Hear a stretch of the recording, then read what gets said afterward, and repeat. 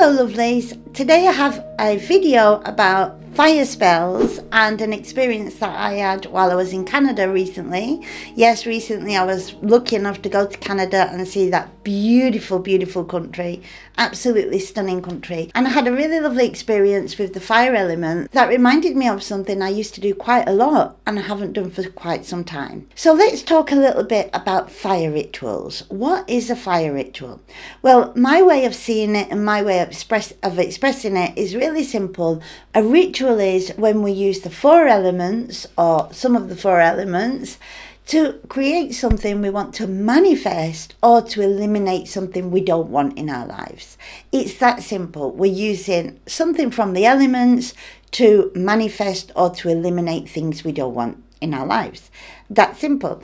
And when we use the fire element, it's a really powerful element for doing rituals and any kind of spell work. Of course, with fire, we have to be very cautious, which is why I always say whenever you're using flame or fire in any way, be super careful. So nowadays, fire isn't used as much in a certain way. For example, we have a lot of our cookers now, our electric cookers, or we cook by other means. From many homes, gone are the log fires, where now they're replaced by central heating. So the coal fires or the log fires, they're kind of gone now, and central heating has taken its place in many places for many people, obviously not everyone around the world. And also candles, whereas before we used to use candles daily, especially in the evenings and nighttime as a source of light, now we have light bulbs and switches and all sorts of technology that takes the place. So they're not used as often. However, most people still buy candles, whether it's for the perfume, whether it's for emergencies, or whether it's to do spell work or ritual work. So there's still a lot of people that do buy candles. And of course, the biggest source of the fire element is the sun. And even though the sun in itself isn't a fire element, it is the start of many fires. So it can be the source of many fires, and also like fires, it can burn. And the sun in itself is pure energy. And the fire element talks about energy. If you're a tarot reader, the fire element will be found in the suit of wands, where it's the suit that talks about energy, passion and creativity. We need the four elements to survive, not just to do manifesting work or elimination work, but we really do need the four elements to survive. We need the sun, we need that fire element, we need the sun, we need air, we need to be able to breathe, we need the earth, we need to be able to eat, we need the earth to be able to survive, and we need water. Without water, we're gone, we're done. So we definitely need the four elements, and we can use any one of these elements or all the elements in any kind of ritual work or spell work or manifestation work in a really nice and easy and simple and safe way. So how can you do a simple fire spell? By calling on the fire element. Well, for example, one simple spell is just to write down whatever it is you want to manifest or whatever it is you want to eliminate from your life. And then what we do, we just visualize this. And I really believe that when you're going to do any kind of ritual work, to manifest anything or eliminate anything from your life, it's always best to start with a meditation.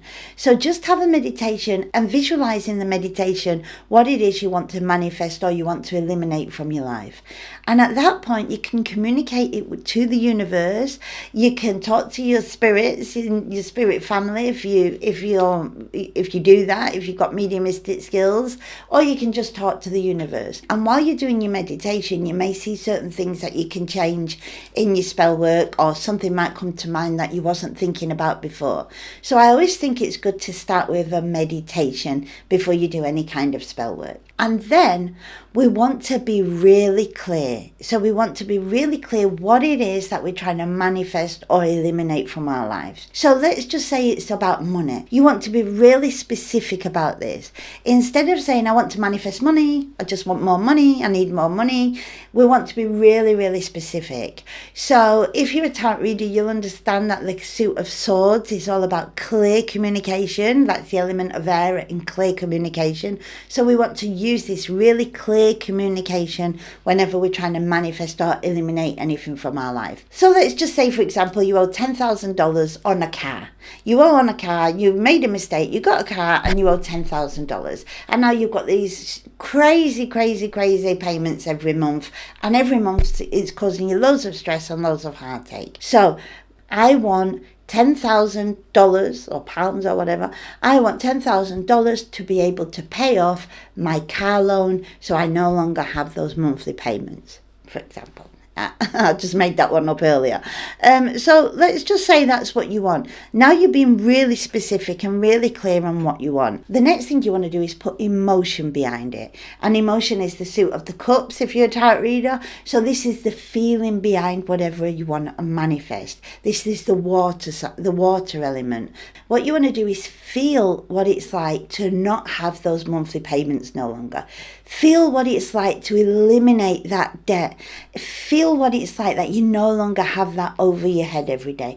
You really want to connect with it on an emotional level. So we're using the element of water. The next thing we want to do is we want to put energy into it. And we know that energy is the fire sign. If you're a tarot reader, is the wands cards. So the suit of the wands is all about energy. It's all about passion. It's all about creativity. So we want to put energy into this. Be ambitious about this. Really get onto this. Put passion into this. This is my mission. I want to make $10,000 to be able to pay off my car loan and not have monthly payments. Put a lot of energy into this and be creative. Think of ways you can increase your income. Think of ways that you can attract money. Think of ways you can earn extra income. Be creative about how you want to manifest your ritual. And the last thing is the earth sign, which if you're a tarot reader, we know is the sign of coins, the pentacles. And what we want to do with the earth sign is we want to remember to value. The earth sign is all about valuing what we have and being grateful for what we have and being open to opportunity. So if you get opportunity now to earn an extra $500, take the opportunity and be grateful that you've got $500 towards your goal. Put it in a pot and say, this is part of my manifestation pot for $10,000 that I'm paying off my car loan. This is $500 towards it. Be grateful for that. Be grateful for what you've got and be open to opportunities to manifest more. So this is like the 4 elements of the tarot, the 4 elements of the universe, and the 4 elements of survival. They're all the same elements. And this is what we use in our rituals. So to use the fire element, for example, you can write down something you want to manifest, whatever your desire is, write it down and then burn it in the flames. And you can rather hold it over a candle, again in safety, hold it over a candle and just burn the paper. Or if you're lucky enough to have a fire, an open fire, a log fire or whatever, just throw it on the fire and watch it burn away. Or you can use your stove. You can find ways to use your stove and burn away what it is you want. So that's one way of doing it. Another way of doing it is you can take something that represents what you want, what your desire is, and burn that. For example, maybe you can take a photocopy of your receipts for the car payments and burn that, a photocopy of that and burn that. Burn the end result. What's the total? The total result in the end, what is it? Burn that. How much do you have left on it? Get a photocopy of that and burn that. This is ways of just burning something that represents what we want or what we don't want in our life. And this is really powerful stuff. You can also speak into the fire. If you don't want to write it down and you haven't got nothing that represents it, you can just speak into the fire. Just let your voice speak into the fire. Bring out what it is exactly, specifically what you want, and say it right into the fire, into the flame of a candle or into the fire. Just say what it is you want. And this brings me to something that I did in Canada, which surprised me and I haven't done for a while. I went out with my friends and one of them has got a dog. So we went to take the dog for a walk, beautiful Bella. We took Bella for a walk. We was at the lake house and the lake house is absolutely stunning. It's a beautiful area of Canada. The lake is just, it's so beautiful. There's almost no words to describe how beautiful the lake is at Touchstone Lake in Canada. Absolutely gorgeous. And I was there at the lake. We took the dog for a walk and on the way back, there's an area which had a log fire going, and around the log fire there's these chairs that are quite famous chairs, but they're only made in that area. So these chairs are really well known from that area. So these amazing chairs are around the log fire, and this log fire is going, it's going really, really strong, and there's some logs there, and I was a bit shocked. I was like, why is there a log fire here? So one of my friends said that from the main house, they come every evening at 7 o'clock and light the log fire for those who want to gather round. So of course, I was first on the show. So we sat around the log fire, and as we sat around the log fire, I suggested that we burn our fears. So think of a fear that you have and say, I'm burning my fear of, and then tell your fear. And what we do is we visualize it and throw it into the log fire. So we just bring it up, visualize what we're fearful of, and throw it into the log fire. So we went round, and I had a couple, but one of my fears really surprised me. My last one, it really surprised me because I said, I fear not being good enough for spirit. And when I said that and I brought it out to throw it into the fire, I realized actually this was a real genuine fear that was bigger than I knew. I fear not being good enough for spirit. And as I said that and threw it into the fire, it kind of all clicked into place that I really do fear not being good enough for spirit. I'm lucky enough to have so many experiences with spirit and with the afterlife. I'm so lucky to have been given this knowledge over the years, and I try really hard to get that message across. I write books, I have my YouTube channel, I do everything in Spanish, in English, I have my Instagram platform, my Facebook platform, my community. I tell people whenever I can. I do everything that I possibly can to try and tell my message, and my message has always been the same. Spirit exists, heaven is a real place, and we're all spiritual beings who can be the best possible version of ourselves. And I'm always telling the same message. I'm always trying to tell the same message. But that fear of not being good enough, I didn't realise that I had that fear until I burnt the fear. I don't want to let spirit down. I don't want spirit to look at me and say, Dana, you didn't do enough. You didn't tell our message enough.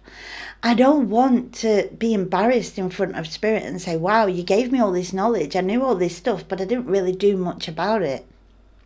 So whether it's using the tarot, which is just a tool, tarot is just the tool, but whether it's using the tarot or writing my books or doing my courses or creating the school that I created, the Spiritual Success School, whatever it is that I'm doing, I'm always trying to get the same message across, that spirit exists and that we're all spiritual beings. And the fear of letting them down and not doing that, the fear of one day going against my beliefs or saying things that are uncompassionate or doing things from the wrong source and for the wrong reasons, that's been a real big fear. And when I was in Canada, I was able to release that into the fire that night. And even as I did it, it felt powerful, but even still, it took a few days of waking up at 4:38, because I used to wake up every morning in Canada at 4:38. It took a few mornings of waking up at 4:38 to really grasp that concept that, wow, I've been so fearful all these years of not being good enough for spirit. So to me, the fire ritual that I did in Canada, I feel was really powerful, and I'm really grateful to have gone back to that. Had we not gone for a walk that day with Bella the dog, that night with Bella the dog, had we not come back because I was scared we was going to get eaten by wolves, who apparently are not very hungry at that time of year, had we not come back and found the fire and sat around that fire, then none of that would have happened, and I wouldn't have realised the big fear that I've been carrying around for a long time. So somewhere in Canada, the ashes of my fears are being blown to the dust, and I'm happy with that. Anyway, I hope you like this video. If you do, please leave me a comment, because YouTube likes it when you leave comments, because then they say people like my video and share it around even more. And also, I love it if people leave me comments, so leave me a comment please. If you do fire rituals or you've done any, let me know as well. I'm really interested to know your experiences. And hit like, subscribe if you haven't, and share me around. And I'll see you in the next video. Thank you.